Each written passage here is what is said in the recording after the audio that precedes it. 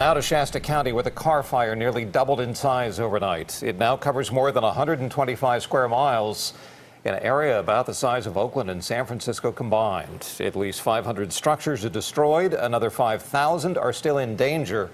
And right now, the fire is just 5% contained. Winds are now pushing the fire away from Redding and other heavily populated areas, but thousands of people are still under evacuation orders, and that includes the community of Igo, southwest of Redding. KPIX 5's Katie Nielsen is there now and tells us a key piece of firefighting equipment is out of service at the moment. Katie?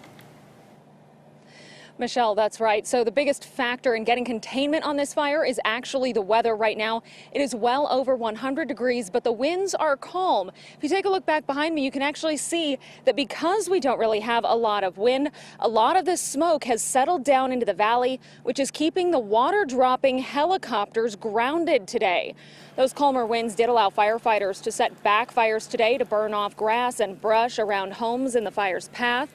The most active fire lines are burning west of Redding, now moving south toward Igo and Ono, which are about 10 miles outside the city.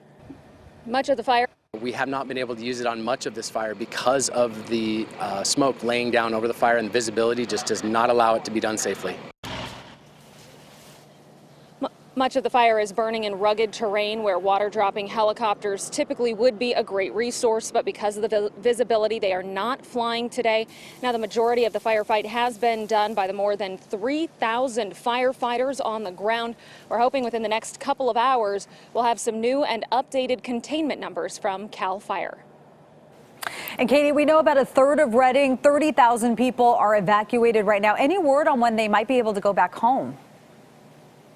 You know, it really just depends on the weather, what firefighters are worried about right now. Over the past couple of nights, we've seen those winds really pick up in the overnight hours, which is unusual. Usually it's afternoon winds, but typically these winds have been picking up after 9 o'clock at night.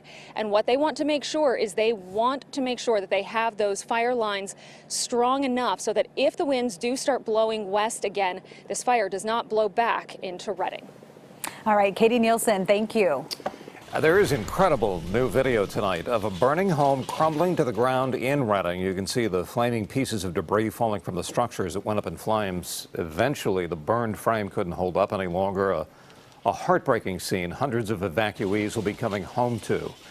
One man drove up to a ridge in the Redding area yesterday to make sure his girlfriend's house was all right, but he quickly realized it was not.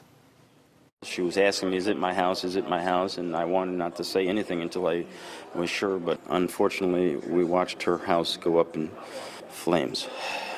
At least 37,000 people remain out of their homes tonight, and they are rapidly running out of places to stay. As you can imagine, hotels in the area are solidly booked.